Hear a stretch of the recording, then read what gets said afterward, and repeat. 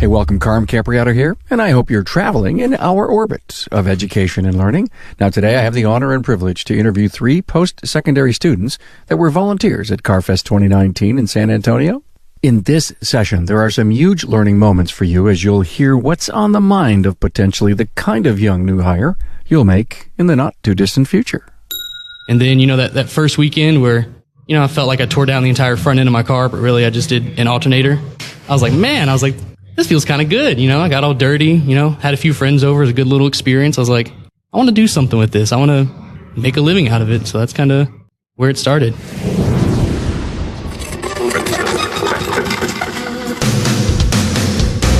Welcome, aftermarketers, to Remarkable Results Radio. Listen to learn just one thing from today's episode on your journey to remarkable results.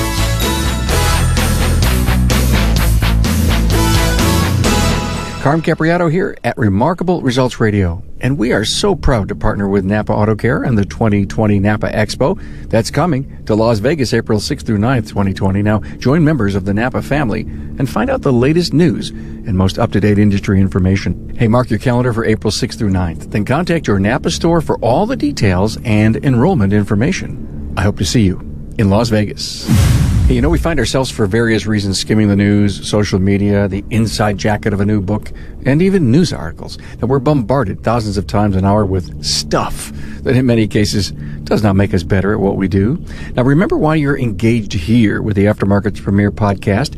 Now, with all the noise in your life, Remarkable Results Radio grounds you in the context of the aftermarket. You are almost guaranteed to learn just one thing. I guarantee it.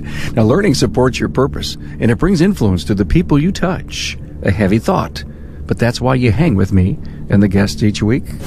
Hey, in today's episode, I want to thank a few of the instructors who were able to pull this session together. Now, everyone at CarFest is so accommodating, and for that, we've got a great interview that will give you a glimpse into the mind of these young automotive students. And this episode is with Ashlynn Poole, Cheyanne Keith, and Michael Wheeler, all in post-secondary education. And this is proof that CarFest is doing some great things by reaching out to automotive colleges to further enhance the awareness of the independent aftermarket professional. These students volunteered and worked hard in their assigned bays, working with professionals to further engage their technical hunger. The future is bright.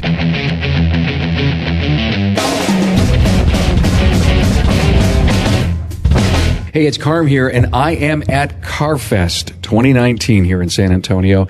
And if you had a chance to see the podcast about CarFest or even my Facebook Live that I did, this is one of the most phenomenal community event programs I have ever seen in the country.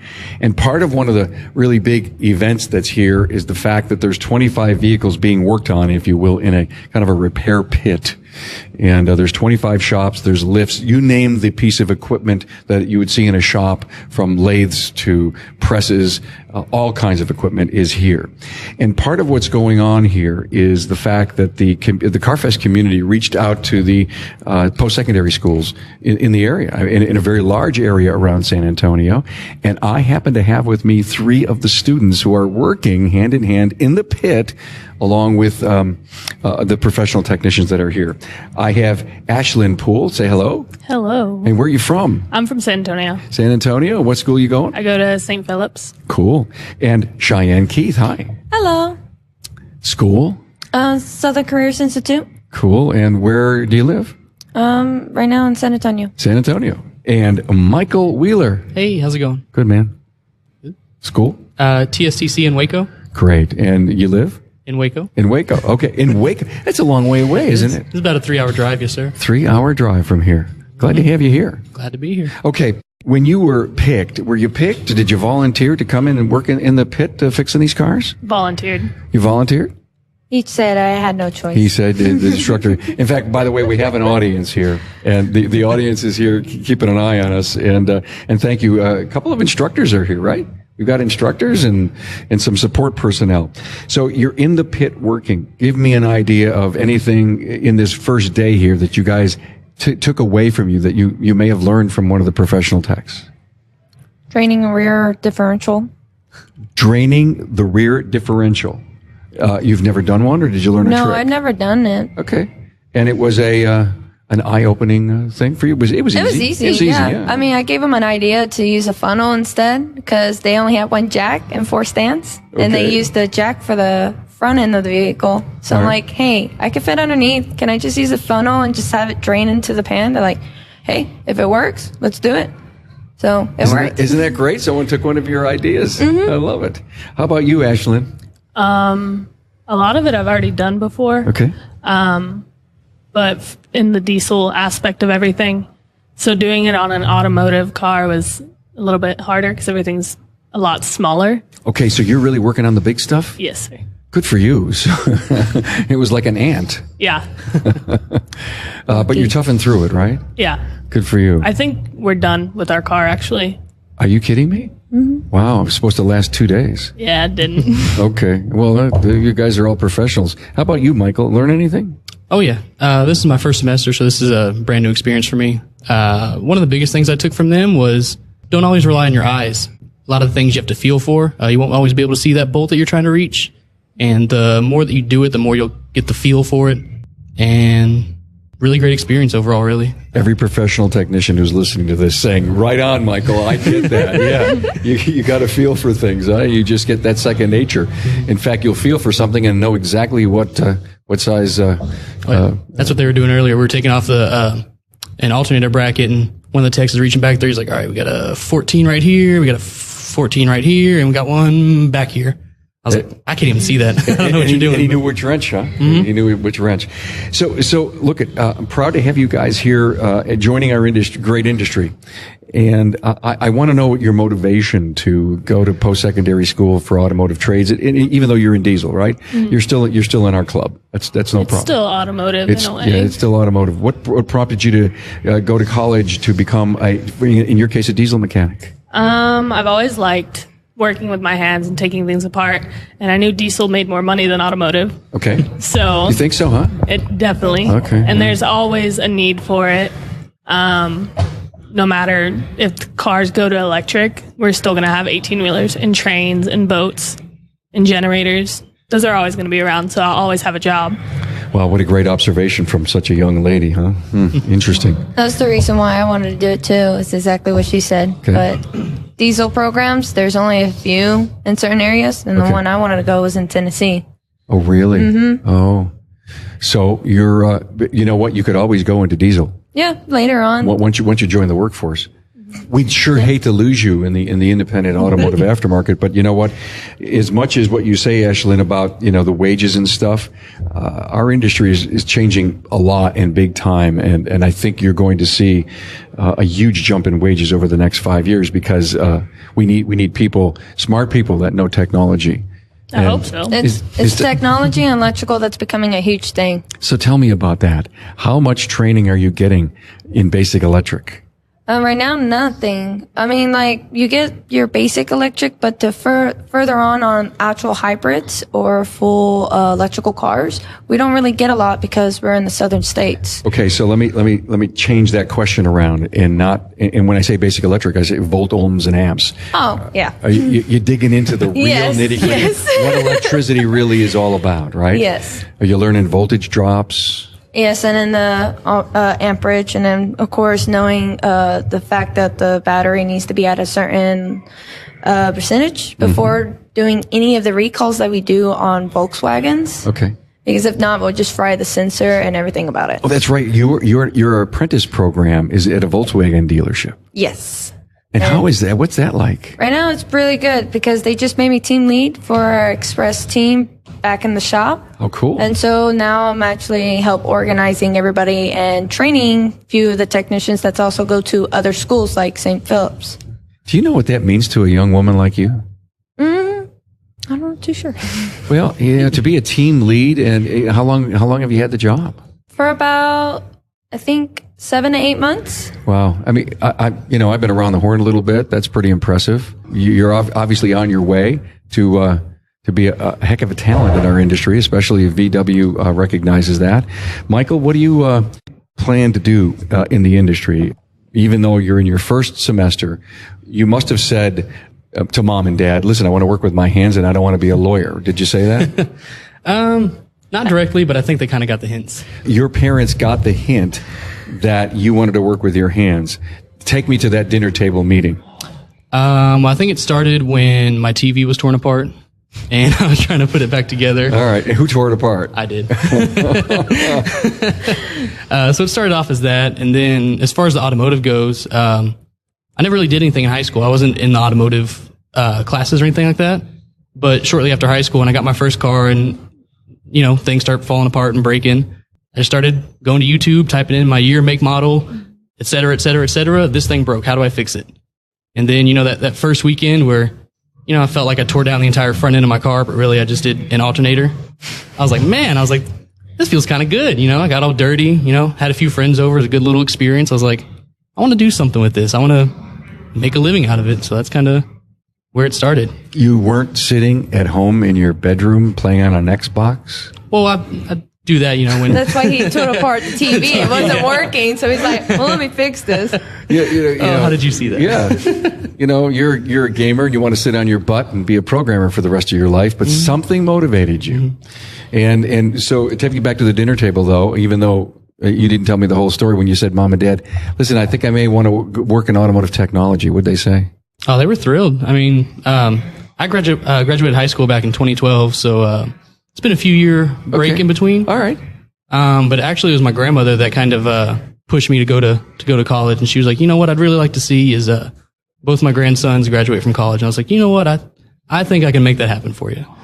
And I told her what I wanted to do, and it was 100% support. And so are you having any fun in your first semester? oh, it's great. Like first day I was just full sweat, showing up 30 minutes early to every class. I was like, oh God, I haven't been in school in 7 years. All right, so you had that energy built up. Now right? he comes late. No, now he comes late? I was late one time. Oh, we're having a domestic argument. I felt horrible about it. That's okay, but you jumped in both feet. Both feet. And you just probably can't wait for the next lab. Oh yeah. And that's what I like most about it. Was in high school I wasn't really motivated because it was just textbooks and worksheets and busy work, but so far I'd say it's about 70% lab work versus 30% in class going over the book and stuff like that. So that's what really gets me going. 70% lab work. Yeah. How many in your lab? How many students? Yeah. Well, it started off about 20. Now we're down to about a dozen per class. But why? They just didn't have the energy for it. Okay, so they're no longer in school. Yes. So, we hear that a lot because I'm an advisor on a post-secondary automotive technology class, and we lose 50% of the students in the first year. And you've got staying power, you guys. And the people that have left, it just really wasn't right for them. Mm-mm. It wasn't. And you could tell right away? Yeah. We used to have, actually, ours is a little bit different. Okay. We're a little bit more smaller for Southern careers.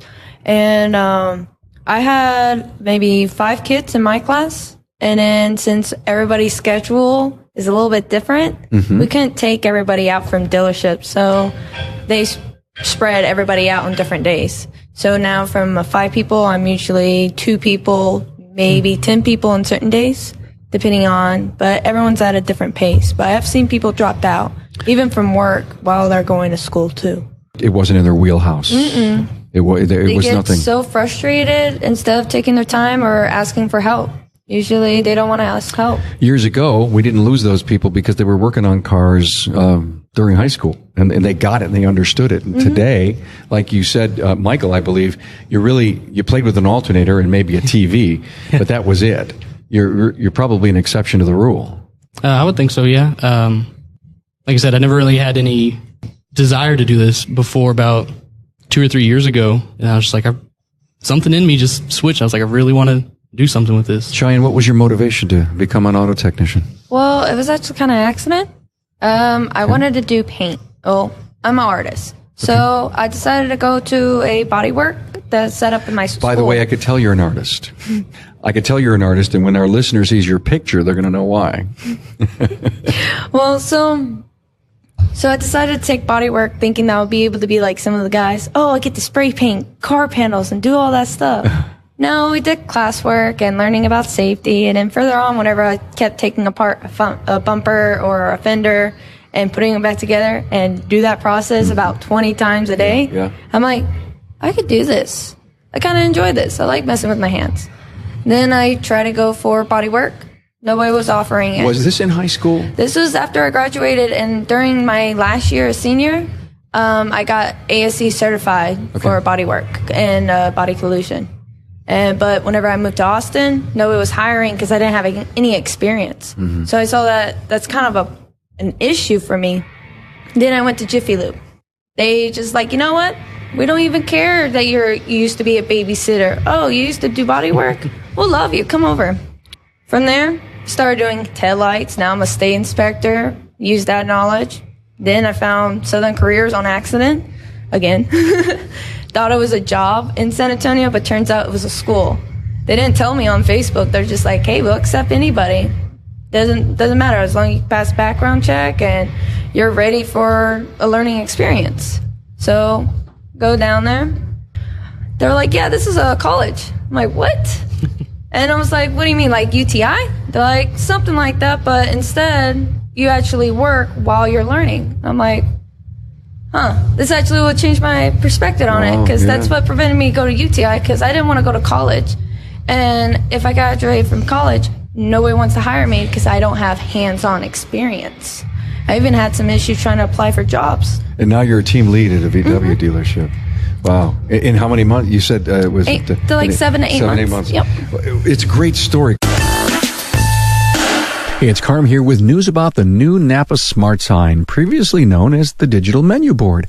I like to think of it like a silent salesman on a TV near your service desk. It's an easy way for you to increase customer awareness of your current promotions and educate them about needed repairs and service. In other words, having a Napa Smart Sign will supercharge your sales.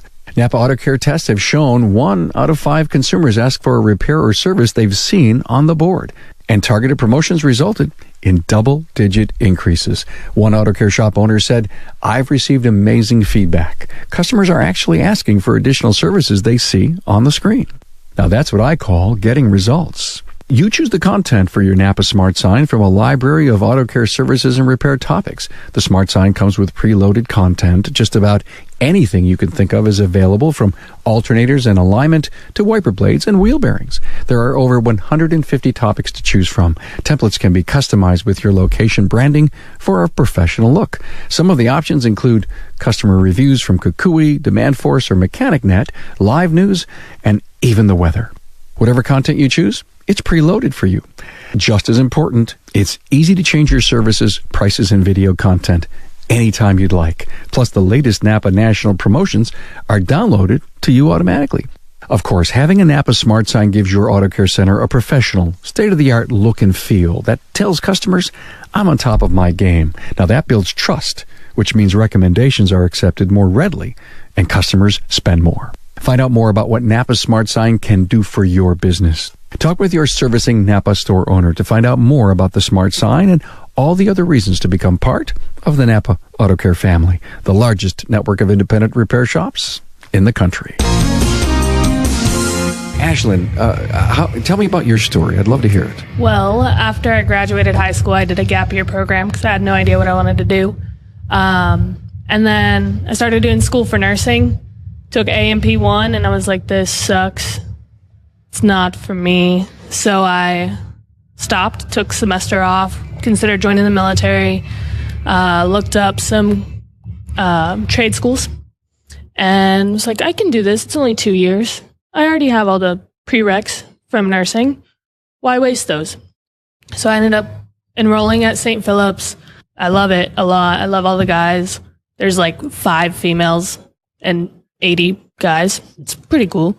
How about those odds, Michael? Mine's just one out of everybody. You're the only girl? Pretty much All that I've known cool. for both campuses. Okay. Was the only girl. I got a job at Cummins, Southern Plains off of 35 in Walsham. So I was working there for a while as an intern. And I actually just got a job at Rush. So you became an intern while you're at school, but how long into your start of school? Was it the first semester? I started January of last year. I got the internship October of last year. So about a semester and a half. Semester and a half. And they must have loved your passion, the things that you knew, the career path you wanted to be on. And when they saw that you wanted to work on diesel, I mean, they just swooped you right up. Yeah. And it helped knowing like going to high school with the service manager's daughter, so I already had an in. There's a connection. But the job that I got at Rush, that was all me. They saw my resume and they were like, "Hey, cool, we want you." I gave up on resumes now. Now I'm over there making decent money and excited to learn more than just engines. I love what you said earlier that, our freight's going to move and our trains are going to move and there's always going to be some diesel engines, even if the world says we're all electric, right? Mm. You guys are afraid of, Cheyanne and Michael, you afraid of where we're going with electric, or is it just say, hey, if it's got four wheels and it moves, give it to me. I want to fix it. Just something new to learn. Something. Exactly. Yeah. It makes the more things you can build up on your resume and your career life, the more jobs you can actually perform. I've seen people where they worked on air compressors and they can work on vehicles just because that's still an everyday thing. Got it. From ACs to vehicles, even on diesels. Michael, regarding working with the owners of the shops in the pit, now there's all these bays and these lifts and there's a shop owner along with their techs and some students working hand in hand with them. Did you talk to the owner in the group that you're with at all? I haven't had much time with the owner yet. I was just pretty much shadowing the tech and helping where I could. So I really haven't had much time to speak with the owners yet. What about a career in the independent business? What would I have to do to get a job here? I mean, you're just starting school. You're in your first semester. You're probably absolutely not thinking about a career yet because you're trying to absorb everything. I mean, from being a non-automotive person to jumping in for your first semester, boy, man, you've got years of learning ahead of you. And so let me ask that question of all of you. Are you committed to be a perpetual forever student?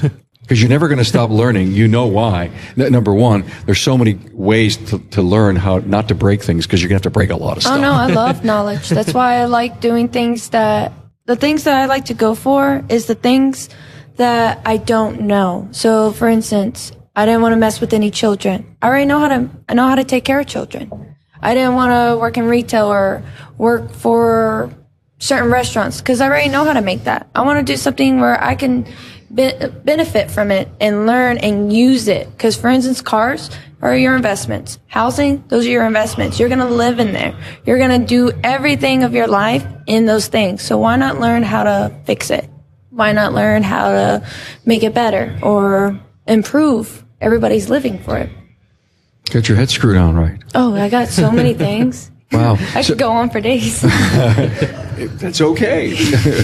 I'm not leaving until the morning. Let's go back to this forever student, this perpetual studency thing. Are you prepared to constantly be going to classes? In a way, yeah, because I know, like, with PACCAR engines, Detroit engines, Cummins engines, they all have their own school. So whatever company I'm working for will send me to school for a week so I can master that engine. And if I don't master that engine, then I don't get a raise. So gotta master the engine so I get more money. So there's a little incentive at the end of the program. For sure. Cheyanne and Michael, do you realize that you're going to have to be going to at least 40 some hours of training even after you're out of college each and every year? Oh, yes, because in fact, in June of this year, I'm actually being a certified technician for Volkswagen, which I have to travel where he's at in Dallas. I don't know if you're in that program or Volkswagen if you work with them. No, not yet. I just started in February, but it's something to look forward to. Yeah, they have some good classes that we have to train on. We'll have to go on there and they'll teach us about the new features of our cars or how to use a certain tool, how to perform certain jobs. And you expect to be trained, you didn't have to pay for training? No, they said that they pay for everything. All I have to do is actually work on these classes, and if I really want to go for it, then just do it, and they'll pay for everything. They'll send me over there. I'll be over there for a week, and then I'll come back, use those hands-on experience at my job that I've learned from an instructor, and then in a couple more weeks, go back up there to finish up, and it's called the Fast Track Program for Volkswagen. You're ready. I mean, oh, yeah. When you graduate from post-secondary, we're going to lose you to a dealership. Oh, you already have. You know, there's certain things I say on purpose because I want my listener to really hear that and understand that the dealerships are making an investment in post-secondary, and we as the independents, because that's my main audience is the independent automotive aftermarket and the service professional. We are working very hard to step up to work harder with our post-secondary colleges, but not quick enough. Well, the thing is, the reason why I want to stay with the dealership right now that I'm with is because they give a lot of chances and great opportunities, especially for women. So I'm not the only one that works there. There's another girl that works there, and she's in main shop. In fact, she was team lead whenever I first started, and then she went into main shop. Now she's next to the shop foreman learning tricks. Our manager of the shop foreman is a female. She came from Mercedes. And so they're all about trying to help with the community for women to, if they want to be in this life, they will help. And a lot of places weren't hiring me here in San Antonio. But I just walked in. I'm like, hey, I have an interview. And they're like, we don't have any interview. I'm like, yeah, you do. I'm right here.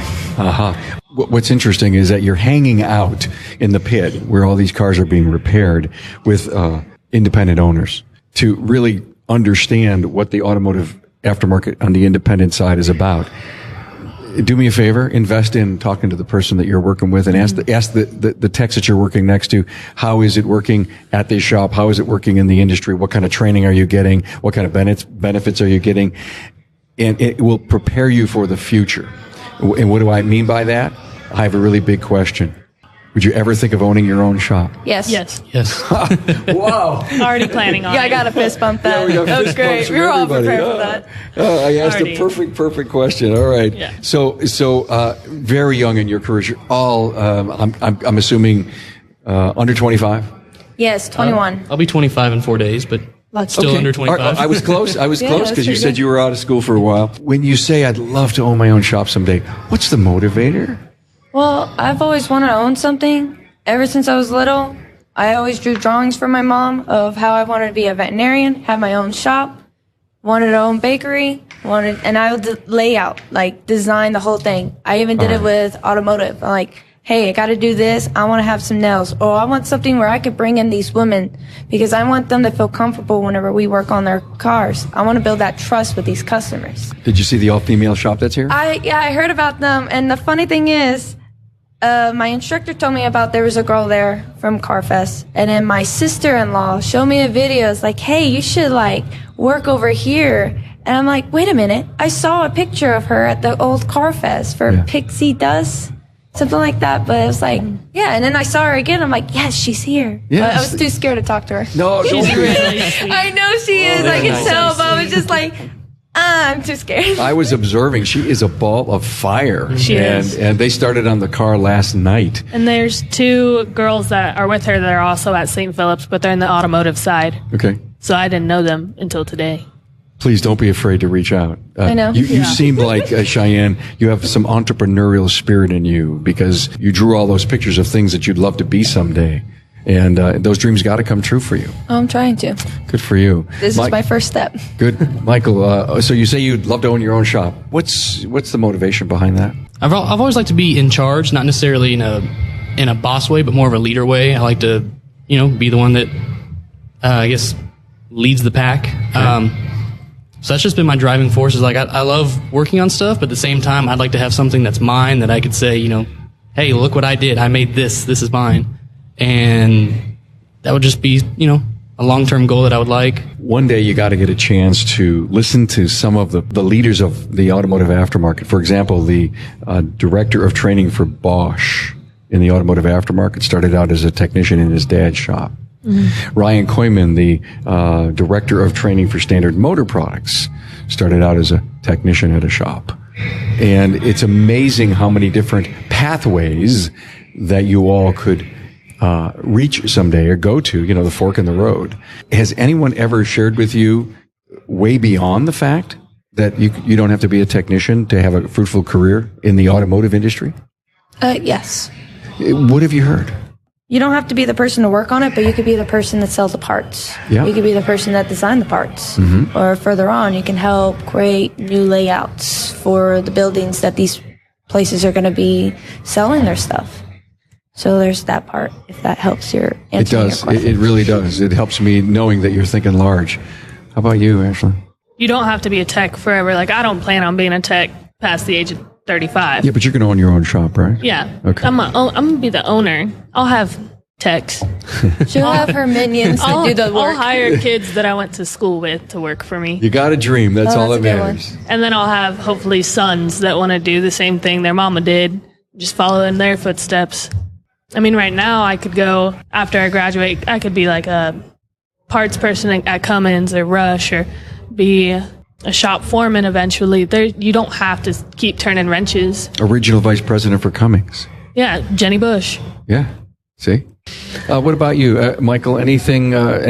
Anyone ever come up and talk to you? The world's your oyster? All of my instructors so far, everyone that I've been with, especially Chris Perales, he's the one that brought me here. They all started off as a tech. They went through school and they either worked at a dealership or an independent shop or what have you. Out of the blue, they get a call from TSCC and they're like, hey, we're short a person. Would you like to come up here and maybe teach one class for, Monday, Wednesday? And they're like, yeah, we can fit that in my schedule. We can work something out. Next semester, it's, hey, can you teach 2 classes? And they're like, yeah, we could do that. Can you teach full time? So on, yeah. And, next year they're a full-time teacher. One of my instructors, Chris Perales, he owns a shop with his brother, Perales and brother, or I think it's the Perales brothers. So he does that, and he's a full-time teacher. So when he's not teaching us how to do stuff, he's over there with his brother, working on cars and doing stuff like that. And then interesting how all that works. How there's 6 degrees of separation. Everybody knows everybody else, and the opportunities are huge in the automotive. I mean, just the auto care industry alone is a $384 billion industry. It's like in the top 4 of our GDP in our country. I mean, sometimes you ask someone who's a tech or an owner or a service advisor, and you ask them, what do you do? And they say the right thing. They say, I'm in the reliable safety transportation business. It's not like I fix cars, and it's not like I sell service and I sell parts, or I'm an instructor. I'm in the transportation business. Interesting way to look at it for you as you're starting out your careers. Are you glad you came to CarFest? Oh yeah. Loving it. Yes, first time. And I actually enjoy it. And I didn't even know this was a thing at all. Yeah, it's a big thing. In fact, I didn't know how big it was until I got here. I'm not even from here, so whenever I first started school, he was like, yeah, you know what, we're going to go to CarFest. I'm like, what's that? He was like, oh, you're going to go. Yeah, it's got a great name. When you come here, you appreciate what CarFest means. But if you were just from the outside, it's just a car show. Yeah. Mm-hmm. No, wrong. Yeah, okay. Of course, there's a little car showing going on here, but it's more about the community, and it's all about the involvement in post-secondary. It's all about helping people that just don't have the money to fix their car, and it's all about these car giveaways. Mm-hmm. Oh my God! I don't really care about the car giveaways. I really like how there's actually people in Texas or in general that are wanting to give back to the community that have helped them build up their business and are now like, oh, you know what? People can't afford things. It happens. These cars get a little pricey over time. Certain brands are a little bit cheaper, but even just trying to get the aftermarket parts or just going to a junkyard can get pricey. Yeah. So I like how they're supportive on doing that. 25 cars to do in 3 days or just in 1 day? Yeah. That's pretty cool. That's a lot. Yeah, it is. Mark Kolaw explained it to me about a year ago. I had a vision of what I thought it was until I got here and realized it was like 10 times bigger.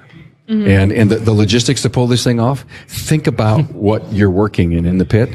Think about what it took to put that together. All the sponsors. And all the sponsors that made this happen. And you're right about, Cheyanne, about the outreach in the community and the giving.